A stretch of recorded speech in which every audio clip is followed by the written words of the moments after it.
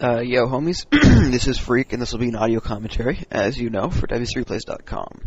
And this will be, hopefully, the comprehensive human versus undead commentary, followed by my next one, the other comprehensive undead versus human commentary. Yeah, so it's going to be a game that includes AT Blatty, or if you want to actually pronounce it how it's spelled, AT Biatty, versus MIM Jark. I think the B is somewhat silent, or just kind of rolls in with the J. Something like that. So yeah, we're going to get to the 15-second mark at the 1x speed, and as a warning to you all, I will be pausing this commentary very often to explaining why everything's happening. I'm going to be going into great detail every time there's a concept I'm going over. I'm going to tell you to pause, I'm going to tell you exactly why he's doing it. I'm going to unpause him and go back into the game. So just remember to have your finger over the little pause key, or of your mouse over the two bars right there in the bottom right corner. This is going to be the, hopefully, comprehensive guide. So 15-second mark, 1x speed. This time Fog of War off, because it will be both sides. I'll be doing human versus undead from both sides, and I'll try not to monopolize one side at a time. If I do, then I'll make sure I kind of make up for it in the next one. So I'm on Blatty's point of view, simply because I can. And we're going to unpause this. So 15-second mark, 1x speed. Fog of War off. 5, 4, 3, 2, 1. Unpause. Right here, we see Blatty is making the altar.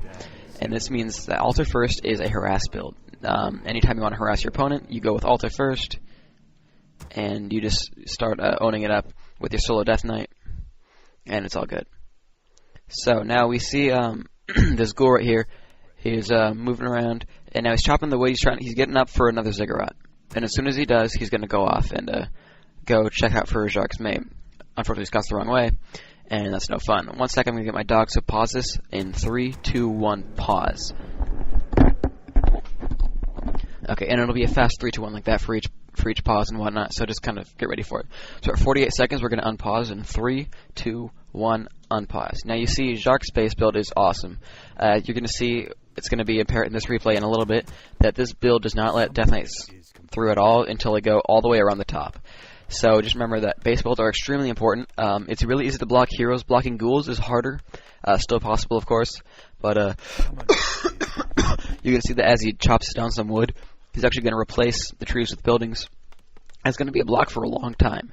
And so it's going to be tough for Blatty to get through and get in. So you'll see he actually turns away just because of the base build. You're going to see that at a later point in time. But the human base build is extremely important in human versus undead, because otherwise you're going to get just chopped up by ghouls and the Death Knight. So blocking him off, if you can block him off really well, you don't even need the tower, because they'll just be intimidated by having to walk an extra half a mile just to get in. And then from there, you should be able to do some pretty good things. So as long as you don't militia creep and get them all injured and just coilable, you should be in pretty good shape, because they'll have to get in there and get a pretty easy militia kills. Now we go back to the undead base. He's got a Tomb of Relics already up for his Death Knight to come out. He's still pumping out ghouls so that he can tech in a decent amount of time. And this ghoul's going around without wood because it's not really important. That just kind of wastes time to have to go chop a tree a little bit just to get some wood in his arms. He's not going to get surrounded right away, so he's in good shape. Now we get the Rod of Necromancy on the Death Knight, and that's just so that his Death Knight's able to use the skeletons. Now, the reason that Jark can see Blatty right now is because he actually sent a footman down to check it out to the side of his base. Since your Archmage comes out at your second footman anyway, go ahead and send your first out as a scout, and then go start meeting up with the rest of your army, and then going back to creep, meeting up with your Archmage and whatnot. So now that Blatty knows where his opponent is, the ghoul's coming back. Now, from Jark's point of view, he's saying, okay, I'm going to go creep.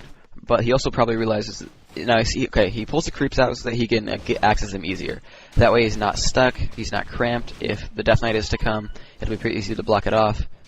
Now you see, since Blatty saw Jark come in, in that direction, so Blatty was saying, oh, maybe he's creeping right there, but he wasn't. Just, find out which way your opponent's army is coming from in the first place, and then be sure to head it off where it could be creeping. If you see him coming off to the side on Turtle Rock, then he's probably going to creep in an orange spot, etc. Just kind of, estimate where your opponent's army is going, because that could have been a creep jack sort of right there. Now back at Jark's base, he's taking to tier 2 for a wider access, for more units to be able to choose from. Mount King being the most important of all of them. You see that the Death Knight cannot pick up any items because of the Goblin Merchant nerf, or that could have just been by an accident. Blatty's looking around for where his opponent's army is, doesn't find it. He goes to creep, and this is a pretty easy camp to creep, so he's going to go right for it, and just get the item. That's the reason people love the shop, or this I guess the shop creeps, is because of the item. Now as soon as he finishes picking up the item, he lets his ghouls finish creeping that, because they're just going to slow down his Death Knight. Like if he gets to stun his Death Knight off, he can creep jack, as you're going to see him do right here in just a second. Since there's no more items that'll drop from that spot, it's safe for the ghouls to go ahead and just creep by themselves, because it's not a real tough camp. They don't really own ghouls very well. It's just the poison kind of sucks. So we're going to see a creep jack right here.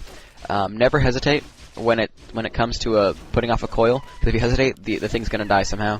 And so as soon as you see something sticking out that's coilable, do it right away. Don't second guess yourself, otherwise it's going to be too late. So you saw that creep jack sort of right there, got some free EXP, challenged for the item. I didn't overall do anything really big, but now the ghouls are already off creeping other things. That's one of the main things to do when you're creeping with the Death Knight, harassing with the Death Knight, is using the ghouls to go creep stuff. And usually, creep very easy things so that they don't get killed, because that's pretty important, because they're useful throughout the entire game. They're useful tier 1, not so much tier 2, but especially tier 3. So he's getting him so that he's able to... what am I saying? Yes, you notice right here that the space build block, he can't even access the inside of his base. He's like, okay, never mind.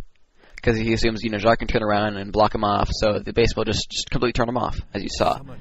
He'll easy to TP and block as well. So now, you notice what Jacques doing. He's going up to the top left corner to creep an expansion. Hidden expansion is probably the most important thing you can do in this matchup.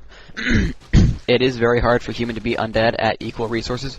Because of the power of Hero Nuke, you're going to need extra money just to keep your heroes alive, or extra units. Healing scrolls are going to be very important. So you're going to see Jacques doesn't get any, and that really hurts him a lot. He'll lose units, like 3 units at a time on multiple occasions just by not having any form of healing for himself. This is just a bunch of units just from one Nova at a time. And notice he's sending Militia off to now start building that expansion. Alright, so we've got more creeping now by Blatty so that he can pick up items. Items are the most important thing he can get right now. I assume he's hoping for some lightning shields so he can start harassing the human base. There's no conflict right now, so there's they don't really get a feel for each other's army very much. Blatty does know that his opponent is making footmen, because he did sort of harass the army, but nothing special really going on. We're going to see this expansion go up pretty soon for Jacques, and Blatty's not approaching tier 3 yet. He probably will be very soon, but he's not just yet. He's getting a slaughterhouse so that he can get statues, and now he's getting tier 3, as you see. So we're going to pause this. I'm going to go for a review. So we're going to pause in 3, 2, 1, pause. Okay, so you see the Death Knight can see some units, whatever. We're at a 633. So both of these players' mindsets so far is to creep and get themselves an advantage. For Blatty, that's getting level 3. As you saw, he gets level 3 and is getting a Lich pretty much around the time he actually hits level 3. And so he's got, okay, good, I've got level 2 coil. I'm going to have level 1 Nova now. That's a total of 350 damage as a straight nuke. When I use both spells, it's going to be 250 damage to a single target.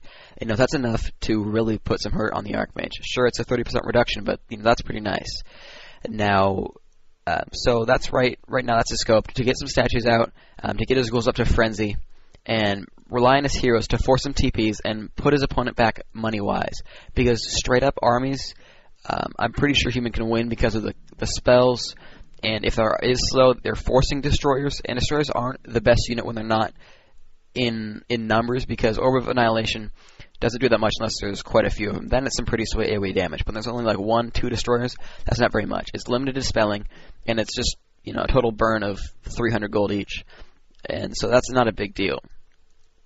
So right now, his mindset is going to be, since his army isn't up to par yet, because he's had to tech to the slaughterhouse, and he's had to get tier 3, and he's had to buy tons of ghouls who don't even have frenzy yet. They're not fighters. Ghouls at tier 1 won't be able to fight against riflemen and casters, so it's not going to be what he wants to do. He just wants to force the Archmage to burn some TPs because it has low hit points, and just force him back and make him waste 350 gold at a time, heal up his statues, and do it again and again until he can pull himself up at advantage.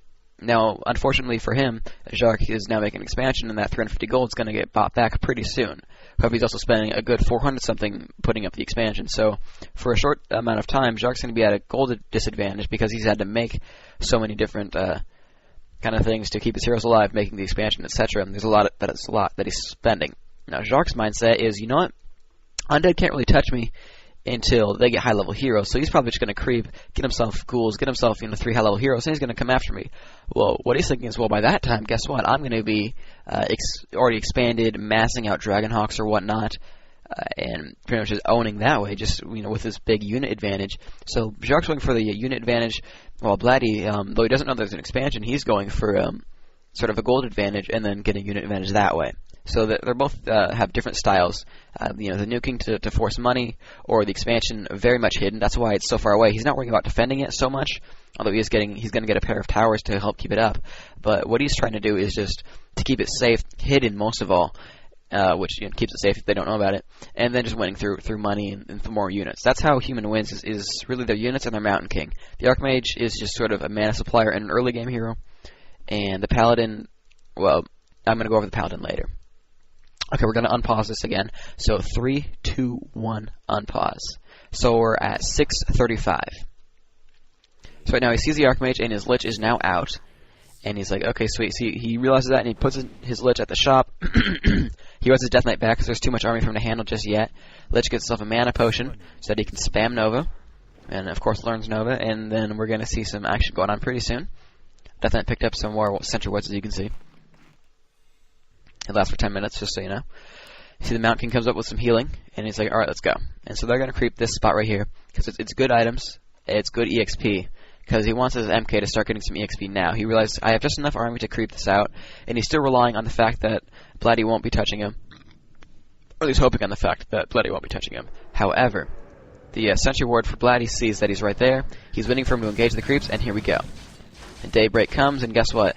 The Archmage is getting hit by some melee creeps, Coil Nova. Now he's under 300 hit points. He's going to chase him down. He's going to Coil Nova again and force a TP. That's exactly what I'm talking about.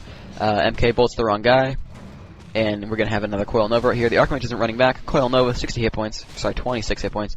And he's already forced a TP out. So far, Bjark has spent around 500 gold on the expansion. Actually, probably over 500. It's probably around 600. And now he's just going to spend 350 on a TP pretty soon. So he just forces TP. That's exactly what I'm talking about, getting that little gold advantage. And so now he's like, okay, I just forced a TP on my opponent. Let's go try to get some more. Because killing a footman is, 135 gold and 40 EXP? That's not very much EXP. That's going to take a long time to level, killing one footman at a time. You level by killing large armies or by creeping large camps. Killing one footman is like a fraction of a green camp. That doesn't level you. Don't even, that's not really worth it. However, he saw the Archmage was killable because he saw that he was, a low hit point target. He was right in the middle of creeping, and was like, okay, I'm just going to go for this, because when the human armies actually engage with creeps, that's when it's easy to chase down heroes, not when they're sort of, when they've got free reign and they can just bolt you and come after you. But when they're engaging creeps, then it's really hard to manage everything. That's when humans get flustered, and that's when they make mistakes. That's when you can nuke stuff. So you see, he runs away from the fight because he doesn't have Black Citadel. He's not a tier 3. He doesn't have Ghoul Frenzy, so he couldn't fight that. So he ran back just after putting off a nuke on the Archmage. Now you see Priest already put the Archmage back at full health. So that's already just, some, I guess, wasted mana. At least the statues can regenerate that, though. But, Bjark can survive his Archmage by simply running him back to Priests and healing back up and saying, okay, well, you just spent, 125 mana. That's fine. I can deal with that. It's the Lich ate a mana potion to do that and just got, ate up by Priests. So that's one of the human advantages of Hero Nuke. If you can pull the hero back, he's going to heal in about 20 seconds, and he'll be completely full health, and it won't matter what they did. So that's something to realize, that when they Hero Nuke, just use Invis. Invis, people don't use Sorks because they're afraid of Destroyers. Make a 1 Sork, turn off slow, and just Invis stuff. Like Dragonhawks and Griffins, they cost a ton. Well, heroes cost a ton to revive. It's going to be a lot of Undead's focus when you can just, force that down. Or you can just, nullify that nuke. Yeah, that's going to be an advantage. So here we go. We force another TP. He does burn through, I think, 2 or 3 ghouls. I think just 1 ghoul, actually. I'm not 100% certain. I think it's just 1. But, he forces another TP. So that's 700 gold that he's forced with TPs now. And I notice he sends a Illusion Scout out to check for an expansion and doesn't see it at the top middle. Blatty just did that because, he was smart. He realized that'd probably be happening. Because there isn't a huge unit count, as you realize. The 600-something gold that's spent on the town hall, that's noticeable. That's noticeable in armies when you realize when you start getting really good. You'll notice that. You'll notice that there's not enough units for that kind of for this point in the game. So what's he been spending it on? I mean, sure, he's forced now 2 TPs, but you know, he knows that he has to be teching to something. At least he's not sure what it is just yet. Now, if you're smart, he'd send another illusion and go find out what it is. He'd send an illusion out and see that there was indeed Griffin Aviaries. They notice Jark, now that unit advantage I was talking about, he's using that in the term of Dragonhawks. Now that he has an Expo, it's pretty easy to keep a somewhat steady unit count coming up. It's not a lot, as you see. It's 1 priest, you know, just a few footies that actually he managed to keep alive, and that 1 rifleman. It's enough of an army to force back any sort of fight that Bloody wants to initiate. Yeah, it's enough to say, you know, you can't fight me. It's enough to sort of win an open battle if he manages his hero spells well. And if nothing else, to just TP out and wait for more. Because with that expansion, he's gonna start pulling in a lot of money, and be able to put a lot of items on his MK and his Archmage, and start messing up Dragonhawks. Now, Bloody is lucky that the Dragonhawks got nerfed, because they're gonna be a big factor, or that's gonna be a big factor in battles to come. So you notice the Scroll of Healing on the Crypt Lord, and on the Death Knight, and the Orb of Corruption on the Lich. Now, why is it on the Lich and not on, say, the Crypt Lord or Death Knight? Because he doesn't know there's air yet, and being able to use the Orb of Corruption on a ranged hero allows it to actually hit units more often. You know, when he's focusing the Archmage, having to have the Death Knight run around and try to find it and try to reach it, that's gonna take some time. Getting on the Lich, it's pretty easy to hit the Archmage, and then when everything comes into it, and the Archmage already has -5 armor, pretty easy to hit it. But when you don't have that sort of I guess, advantage of range, then it's not going to be as useful. Now, he doesn't actually transfer the Orb of Corruption off for a while onto his Crypt Lord, but you know, you will do that once you start realizing that you need some anti-air. Because, as I said, you know, or at least I will say now, that Undead does rely on their heroes. It's entirely true because their units aren't that great. You know, Destroyers are an anti-caster, and they're a pinch anti-air, because otherwise they can't kill the Dragonhawks. As you saw, you know, that guy got focused pretty quickly. So here we go, we have a fight, the TP comes off, and I'm going to go over, you know, okay, let's pause it. So 3, 2, 1, pause. We're at 12:46. Now look at this battle. You know, look at what Bladdy's just going through. Bladdy's saying, okay, he's got large amounts of Dragonhawks. You know, he's just pulled in this air army that I'm completely not prepared for. Sure, I have 1 destroyer, but that's hardly nothing. You know, all he's got right now is his heroes, and he's got some ghouls to try to work on stuff. And he realizes that there's no big ground army for Bladdy, though. Or, sorry, for Bajark. He has the Mountain King, and he's going to try to get rid of that. You know, he really needs to get rid of that Mountain King, so he's going to go for it. He's also going to go for a pretty sweet Nova on some footmen and try to knock them out pretty quickly. Because once the ground army's gone, you know, it's pretty lightweight. It's pretty good EXP when there's about 7 footies. That's good EXP. You know, that's worth it to kill. Whereas 1, you know, isn't early game. But, you know, at this point, completely clearing his ground army out will allow him to use, you know, ghouls to rip up riflemen and destroyers to rip up, at least hopefully, the Dragonhawk riders, and that'll help him out because the MK can't bolt around and whatnot, and so he's trying to get rid of the ground army so that he has that kind of dominance. As you might have seen in Sweet, Saint versus Dayfly, that's the same thing I kind of went over. His ghouls got to dominate the ground. Sure, he didn't have a great counter to Wyvern Bat, but you know, he's getting an advantage that way, and he's pulling an advantage that way. So that, you know, he can force out the Dragonhawks with his own army while he's still got ground dominance and focusing out heroes, forcing TPs, and doing that kind of thing. So right now, Jark's point of view is, well, I can focus on the ghouls really quickly, and then focus on the statues, and then I was left with heroes, and I can handle that, because he doesn't have a lot of great anti-air when his heroes are limited on mana. When there's no statues, the heroes don't have much mana. They really don't. They don't have brilliance. Statues are Undead's form of brilliance. And, you know, statues aren't passive. So you have to be stationary for them to work. That's why people say, oh my god, it's overpowered because it's 3 mana every blast. Archmage is half of that is just passive. Is the only reason that, you know, that people don't really notice that. It's not a huge amount, but it's passive. And it doesn't require you to stand still to get the bonus. Anyway, Jark's going to try to get rid of the units, level up his heroes so they're more resistant to nukes, and so that Bladdy won't have that sort of ground dominance anymore. He'll have to go with air, and then it'll be an air fight from there on. So we're going to unpause this in about 3, and I'm going to go through the battle, what's going on. So it's unpaused in 3, 2, 1, unpause. So right now you see the Nova and the Impale, and right now, Bladdy could kill this Mountain King. However, he's not just yet. The Mountain King gets out, but it gets hit by a Nova just barely. That was lucky, I will tell you that. Like, he wasn't even focusing that guy, but he just barely got it. So as you see, the Dragonhawks are ripping up the ghouls and the the statues. However, they're focusing the Lich now, who just gets coiled, and you're going to see that Jark is like, WTF, that's not supposed to happen. So as you're seeing, he kills ghouls in about 2 seconds apiece. You know, that takes 20 seconds to knock him out. It's not that hard. However, you notice he's focusing the Lich on auto-target because it's the only anti-air he's got. You notice that ground dominance, as I was saying. He killed every single footman rifleman there, and notice how quickly the heroes fell. You know, a lucky Nova Blast got the Mountain King fine, but the Archmage fell in about 2 seconds when it was time. And now Nova kills a Dragonhawk, and it's time to run out. He's got about, 6 schools left, 7. And now he's got another statue coming in. And now all Jark's got is a huge amount of Dragonhawks. And so that's exactly what he was working for, is killing everything on the ground. I just said he's gonna knock out the ground, and he's gonna have reign over his heroes. He's gonna have complete dominance over the ground, or over the remaining ground of Jark. So right now, Blatty has his advantage. He has this ghoul advantage because I will guarantee you that Jark will not make any more ground units because it's not going to be worth it for him because they're just going to get ripped up instantly.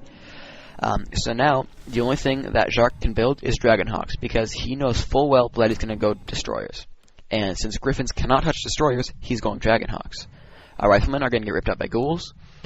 Steam tanks, okay, fine, steam tanks can be good, but however, Blatty has the mobility advantage. Not only does he have Unholy Aura, he has nuking.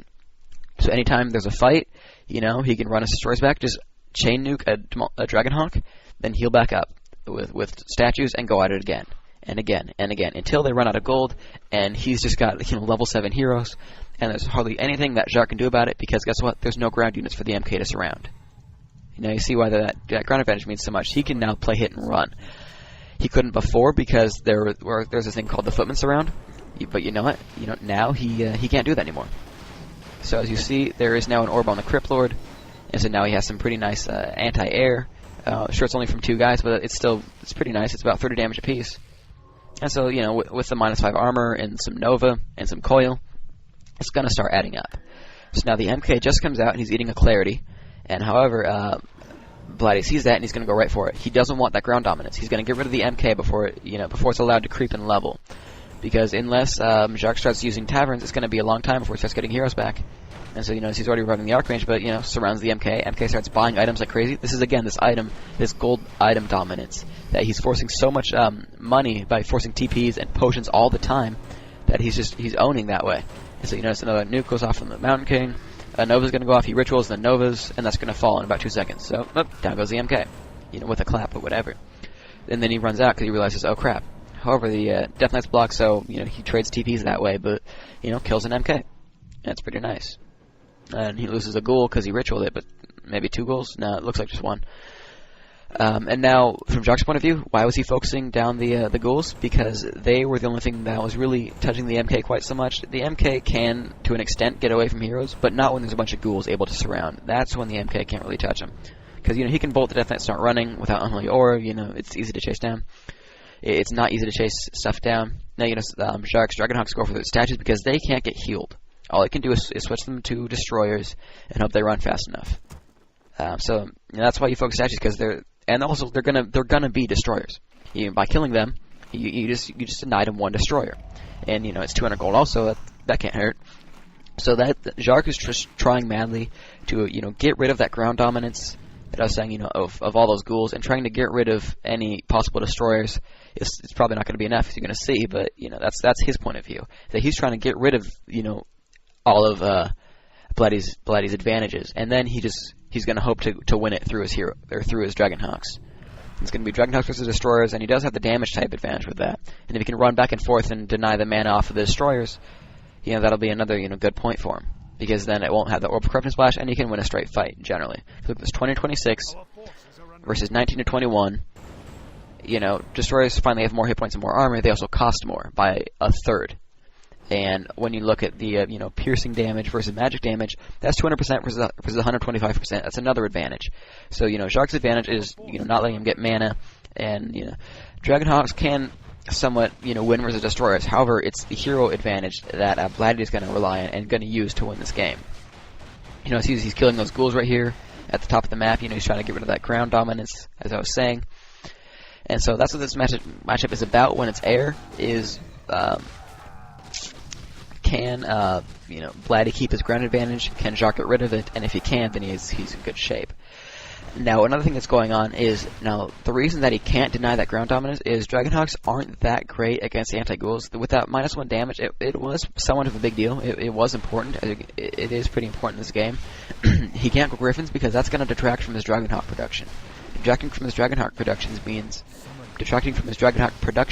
means that he's not going to be able to win versus those destroyers. If he would have been able to get up like a pair of Griffins, he would have killed every ghoul, every statue there, guaranteed.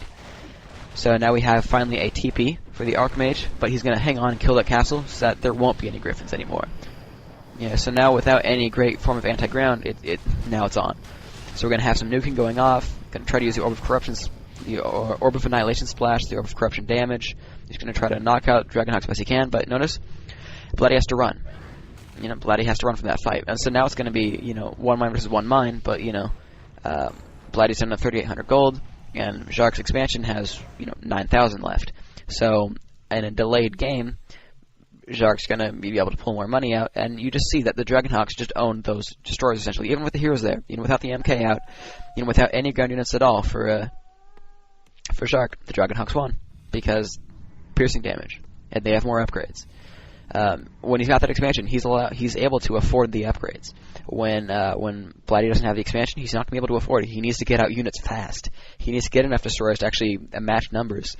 He's not going to be able to get enough upgrades. So that's what Jark is relying on is forcing is having the unit advantage of the Dragonhawks versus destroyers.